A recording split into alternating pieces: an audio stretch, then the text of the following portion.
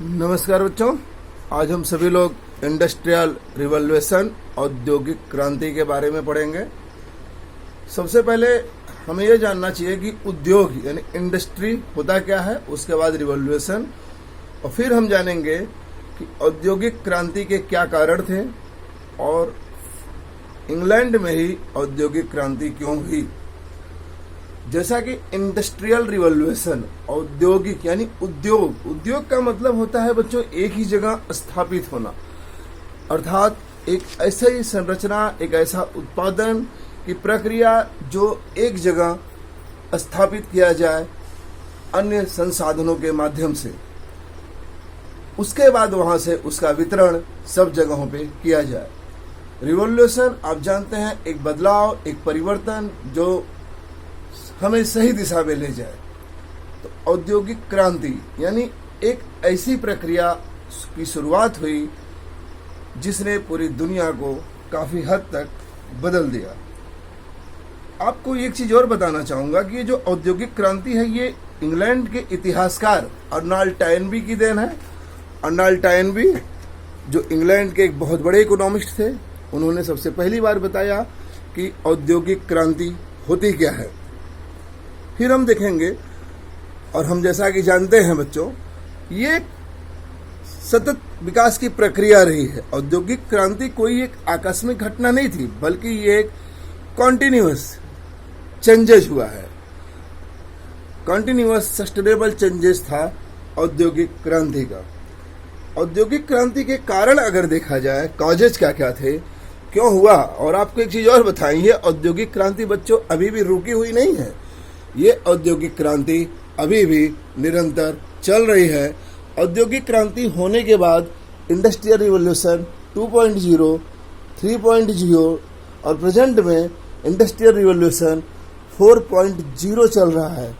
जी हाँ, जिसको हम एजुकेशन 4.0 भी कहते हैं। तो ये प्रक्रिया जो चल रही है, जिसने हमें इस कोरोना काल में भी वर्चुअल एजुकेशन का एहसास करा दिया है। तो अब देखते हैं कारण क्या है, काजेज। औद्योगिक क्रांति के अगर कारणों में देखा जाए तो सबसे पहले बच्चों यूरोप का वो कारण जिसकी वजह से पूरी दुनिया बदल गई, रेनेसा एंड रिफॉर्मेशन, पुनर्जागरण एवं धर्म सुधार। पुनर्जागरण से आप सभी जानते हैं कि यूरोप में आधुनिक युग की शुरुआत हुई, मॉडर्न एज शुरू हुआ, फिजिकल लॉजिकल चेंजेज हुए, साइंस एंड टेक्नोलॉजी का विकास हुआ, जिसके नाते यूरोप के लोगों को भौतिक एवं मानव संसाधनों का एक विस्तृत खजाना प्राप्त हो गया। रेनेसां एंड रिफॉर्मेशन, इसकी वजह से यूरोप के लोगों में काफी हद तक बदलाव आया। दूसरा है कॉमर्शलिज्म, वाणिज्यवाद, व्यापारवाद। इसके तहत क्या हुआ, बहुत ज्यादा व्यापार में वृद्धि हुई, जिससे यूरोप के व्यापारियों के पास बहुत ज्यादा पैसा आ गया, बहुत ज्यादा असेट्स हो गया। और व्यापार में क्या चाहिए, कैपिटल चाहिए, पूंजी चाहिए, जिसकी वजह से अधिक धन हो गया, और वह धन, वो पैसा, वो असेट्स एक नए रूप में सामने आया। तीसरा है इंक्रीज इन पॉपुलेशन, जनसंख्या में वृद्धि। बच्चों ध्यान दीजिएगा, पॉपुलेशन बढ़ेगी तो क्या चाहिए, रोजगार चाहिए, रोजगार चाहिए तो क्या चाहिए, प्रोडक्शन चाहिए, प्रोडक्शन चाहिए तो कैसे होगा, मशीन चाहिए। ये सब एक ऐसा चैनल है जिसके तहत यूरोप में इन चीज़ों की शुरुआत हुई और यूरोप आगे बढ़ा। फोर्थ रीजन में अगर हम देखें तो contribution of the French revolution, बिल्कुल सही आप सोच रहे हैं, फ्रांस की क्रांति के बगैर तो सब कुछ अधूरा है। आप सभी जानते हैं फ्रांस की क्रांति ने केवल फ्रांस में ही बदलाव नहीं किया, बल्कि उसने पूरी दुनिया को बदल दिया। तो contribution of the French revolution, France की क्रांति का योगदान, इससे क्या होगा, जो पॉलिटिकल सिस्टम था वो काफी हद तक चेंज हो गया पूरी दुनिया में। फिफ्थ पॉइंट है राइज ऑफ नेशनलिज्म, राष्ट्रवाद का उदय।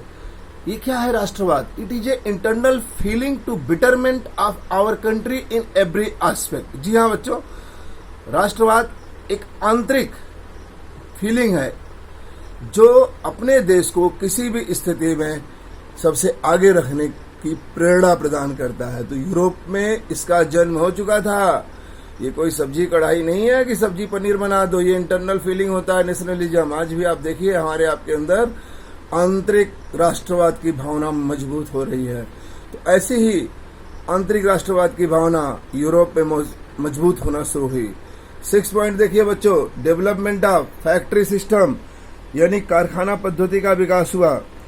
औद्योगिक क्रांति से पहले बच्चों ना यूरोप में पुटिंग आउट पद्धति या घरेलू पद्धति पर व्यवस्था चलती थी, है ना। उत्पादन जो होता था पुटिंग आउट या घरेलू पद्धति पर होता था। अब इससे क्या हुआ होगा, डेवलपमेंट कैसे हुआ, पूंजीपति हुए, व्यापारी हुए, कारीगर हुए, कच्चा माल होने लगा और उसके बाद से इसे फैक्ट्री में एक जगह असेंबल किया जाने लगा।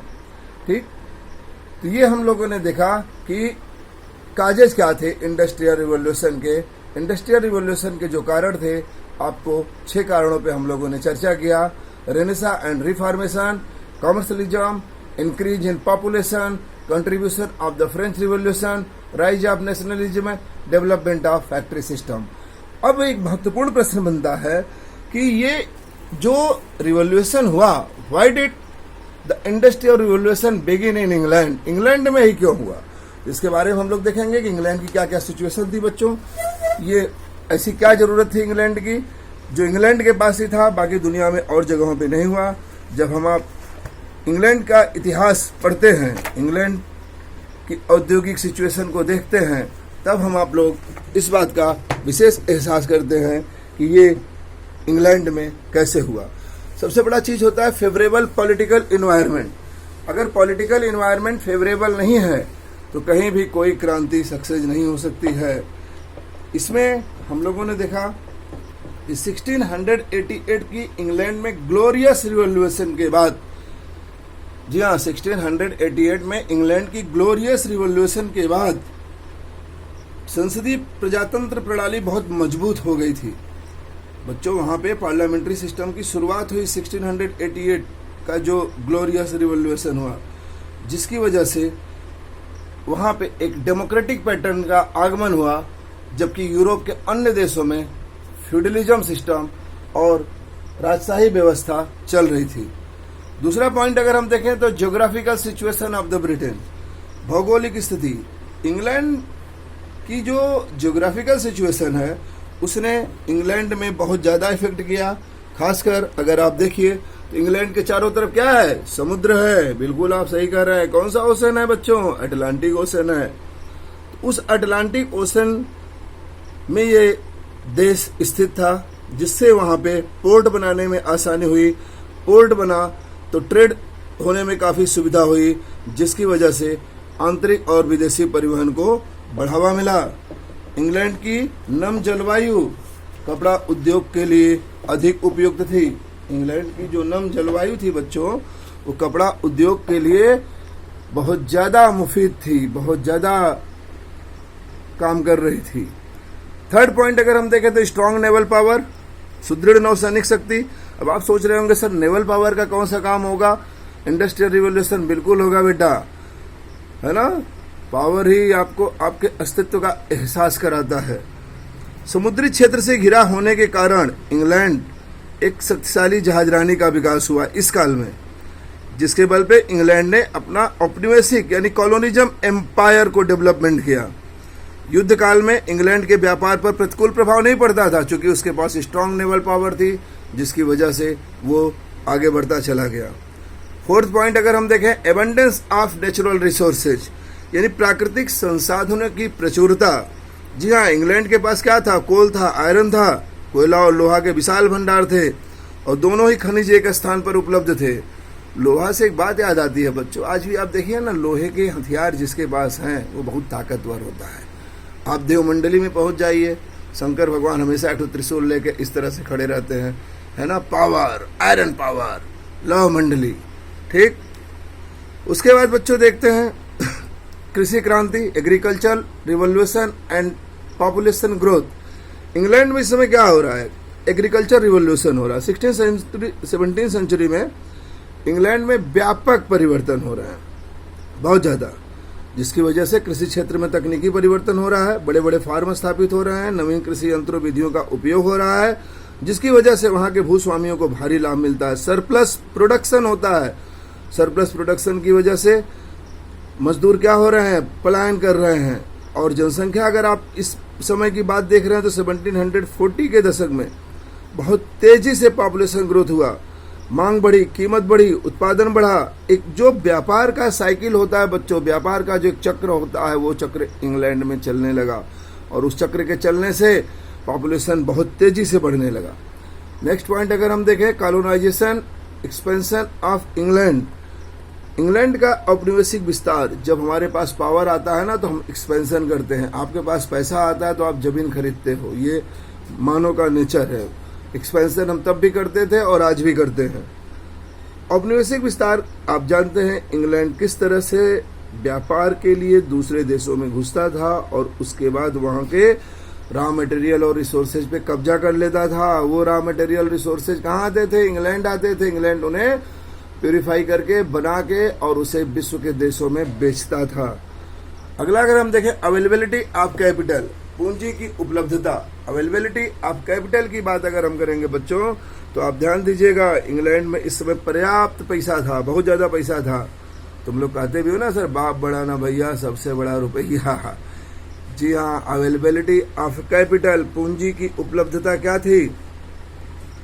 इस समय पूंजी इंग्लैंड के पास ज्यादा था बच्चों, कैपिटल ज्यादा था। कारण क्या था? भारत जैसा कॉलोनियल देश था जहां पे इंग्लैंड को खूब ढेर सारा पैसा मिलता था और इंग्लैंड को पैसा मिलने की वजह से यहाँ पे धन का संचय खूब हुआ। इंग्लैंड के पास बड़े बड़े व्यापारिक बैंकों ने भी इंग्लैंड के लिए पूंजी उपलब्ध करवाया, इंग्लैंड के लिए कैपिटल दिया। और व्यापारिक क्रांति के दौरान यूरोप के अन्य देशों के पूंजीपतियों ने धन अर्जित किया था, किंतु उन्होंने इसका प्रयोग जमीन खरीदने, बिल्डिंग बनाने और लग्जरियस लाइफ को बिताने में कर दिया। वहीं इंग्लैंड के कैपिटलिस्ट ने प्रोडक्शन कार्यों में धन का निवेश किया, जहां ज्यादा प्रोडक्शन किया जा सके।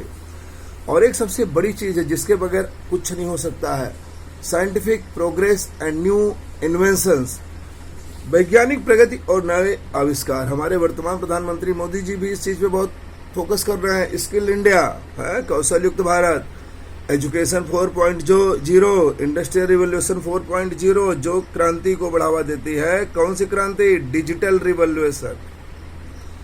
जब आज ये उसी की श्रृंखला है बच्चों, इंडस्ट्रियल रिवोल्यूशन की श्रृंखला जो शुरुआत हुई है 18वीं सेंचुरी में, वो आज इसी रूप में आगे बढ़ रही है। Scientific progress and new invention, ये आप साइंस में ऑलरेडी पढ़ते ही रहे हैं। और पहला अगर हम देखा जाए तो इसमें क्लॉथिंग इंडस्ट्री, वस्त्र उद्योग के बारे में आप जानते हैं कि जॉन 1733 में, जी हाँ 1733 में जॉन के नामक अंग्रेज ने फ्लाइंग शटल नामक कपड़ा बुनने की मशीन का आविष्कार किया, जिससे क्या हुआ? कपड़ा बुनने में बहुत तेजी आई, कॉटन की डिमांड हुई। और 1764 में बच्चों हरग्रीव्स ने स्पिनिंग जेनी नामक एक चरखे का आविष्कार किया। बुक में देखिए, फिगर दिया हुआ होगा आपके, जिसके माध्यम से पहले की तुलना में 8 गुना अधिक सूत काटा जाने लगा। 1770 में रिचर्ड आर्कराइट ने सूत काटने की मशीन का आविष्कार किया, जिसे वाटर फ्रेम कहते हैं। किसने किया? रिचर्ड आर्कराइट ने। उसके बाद अगर हम देखते हैं इन्वेंशन की बात तो हम लोगों ने कर लिया। आयरन एंड कोल इंडस्ट्री की बात करें, लोहे के बगैर कुछ नहीं होता है। आप सभी क्लास 10th में पढ़ के आए हैं, है ना? इस समय लोहा क्या हो रहा है? बहुत ज्यादा यहाँ गलाने के लिए फैक्ट्रियों की स्थापना हो रही है। अब्राहम डर्बी, जॉन रोसक ने पत्थर के कोयलों के उपयोग का सूत्रपात किया। रोलिंग मशीन का आविष्कार हुआ, जिसकी वजह से हम्फ्रे डेवी ने सेफ्टी लैंप का आविष्कार किया। तो और कोल वहाँ पे बहुत अधिक मात्रा में पाया ही जाता था, कोयले की बेस्ट क्वालिटी वहाँ पाई जाती थी बच्चों। उसके बाद हम देखते हैं innovative invention in the transport sector, परिवहन क्षेत्र में नई नवीन आविष्कार हो रहे हैं। आप क्या आविष्कार देख रहे हैं? स्वेज कैनाल जैसा आविष्कार भी हो चुका था इस समय फ्रांसीसियों की वजह से, लेकिन उसका उपयोग अंग्रेजों ने अधिक किया। उसके बाद चेंजेज इन कम्युनिकेशन सिस्टम, यानी संचार व्यवस्था में परिवर्तन हो रहा है। क्या परिवर्तन हो रहा है? इस समय टेलीफोन जैसा आविष्कार हो चुका था, वायरलेस का आविष्कार हो रहा है। मार्कोनी ने बेतार के तार वायरलेस रेडियो का आविष्कार किया। इस तरह से हम सभी लोग देखते हैं कि इंग्लैंड में जो औद्योगिक क्रांति की शुरुआत होती है, वो औद्योगिक क्रांति विभिन्न परिस्थितियों से होते हुए आगे चलती है और आज भी रूप लेके बदल के चल रही है, जो आपको हमें वर्चुअल एजुकेशन के रूप में दिखाई दे रहा है। धन्यवाद।